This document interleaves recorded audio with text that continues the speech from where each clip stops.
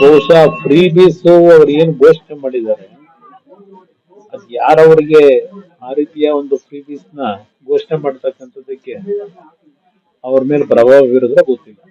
ಇವತ್ತು ಅಲ್ಲಿಯ ಬಜೆಟ್ ವರ್ಷಕ್ಕೆ 3,00,000 ಕೋಟಿನ ಏನೋ ಇದೆ, 330 340.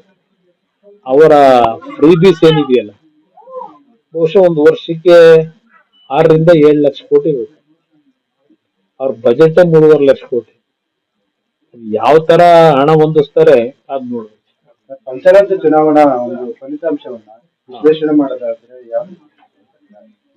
ಈಗಿನ ಒಂದು ಫಲಿತಾಂಶಗಳು ಏನ್ ಬಂದಿದೆ ಪಂಚರಾಜ್ಯದ್ದು, ಈ ಫಲಿತಾಂಶ ಬಹಳ ಜನ ನಿರೀಕ್ಷೆ ಮಾಡಿದ್ರು. ಈಗ ಕೇರಳ ಫಲಿತಾಂಶದ ಬಗ್ಗೆನೂ ಮೊದಲೇ ಮಾಧ್ಯಮಗಳಲ್ಲಿ ಬರ್ತಾ ಇದ್ದು ಸುದ್ದಿ ನೀವೇ ಪ್ರಕಟ ಮಾಡಿದ್ರಿ. ವೆಸ್ಟ್ ಬೆಂಗಾಲ್ನಲ್ಲೂ ಅಷ್ಟೇ ಈ ಬಾರಿ ಬಿಜೆಪಿ ಬರುತ್ತೆ ಅಂತಕ್ಕಂಥದ್ದು ಮೊದಲೇ ಹಲವಾರು ರೀತಿಯ ರಾಜಕೀಯ ವಿಶ್ಲೇಷಣೆ ಮಾಡಿದವರು, ದೆನ್ ನಮ್ಮ ಕೆಲವು ಫಲಿತಾಂಶದ ಬಗ್ಗೆ ಏನೊಂದು ಇದು ಕೊಡ್ತಾರಲ್ಲ, ಪೋಲಿಂಗ್ ಅನಾಲಿಸಿಸ್ ಪೋಲ್, ಅವರೆಲ್ಲ ಬಿಜೆಪಿ ಬರುತ್ತೆ ಅಂತಕ್ಕಂಥದ್ದು ಮೊದಲೇ ಕೊಟ್ಟಿದ್ರು. ಅದರಿಂದ ಪುದುಚೇರಿದು ಎಲ್ರಿಗೂ ಗೊತ್ತಂತ ವಿಷಯ. ತಮಿಳುನಾಡದು ಸ್ವಲ್ಪ DMK ಬರುತ್ತೆ ಅಂತಕ್ಕಂಥದ್ದು ಮಾಧ್ಯಮಗಳಲ್ಲಿ ಸುದ್ದಿ ಬರ್ತಾ ಇತ್ತು.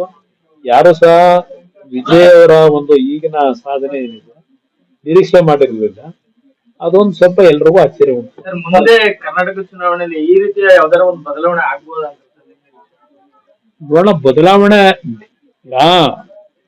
ಬದಲಾವಣೆ ಆಗಬಹುದು ಅಂತಕ್ಕಂಥದ್ದು ಕೆಲವು ಜನಸಾಮಾನ್ಯರ ಚರ್ಚೆ ಇದೆ.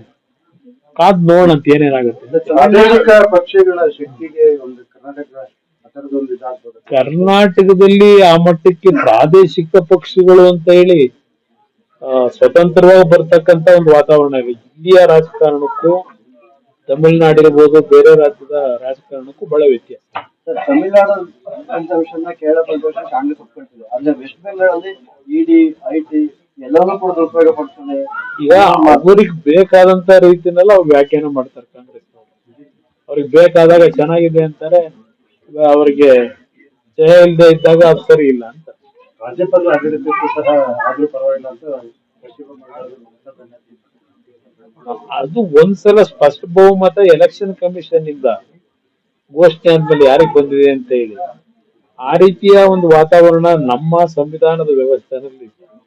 ಅದರಿಂದ ಮಮತಾ ಬ್ಯಾನರ್ಜಿ ಅವರು ನಾನು ರಾಜೀನಾಮೆ ಕೊಡೋದಿಲ್ಲ ಅಂತಕ್ಕಂಥದ್ದು ಅವೆಲ್ಲ ಒಂದು ರೀತಿ ಬಾಲಿಶವಾದಂತ ಒಂದು ಹೇಳಿಕೆಯನ್ನು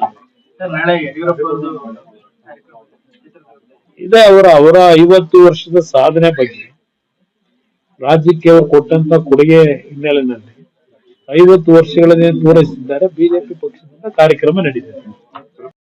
ಪಾಪ ಪುಣ್ಯದ ಮಥನವೋ, ನೀತಿ ತತ್ವದ ಕಥನವೋ, ಬಲಾಬಲಗಳ ಘೋರ ಕದನವೋ, ಪ್ರೇಮ ಕಾಮದ ಸದನವೋ, ರಾಗ ದ್ವೇಷದ ದೋಷವೋ, ಜನ್ಮ ಜನ್ಮದ ಪಾಶವೋ.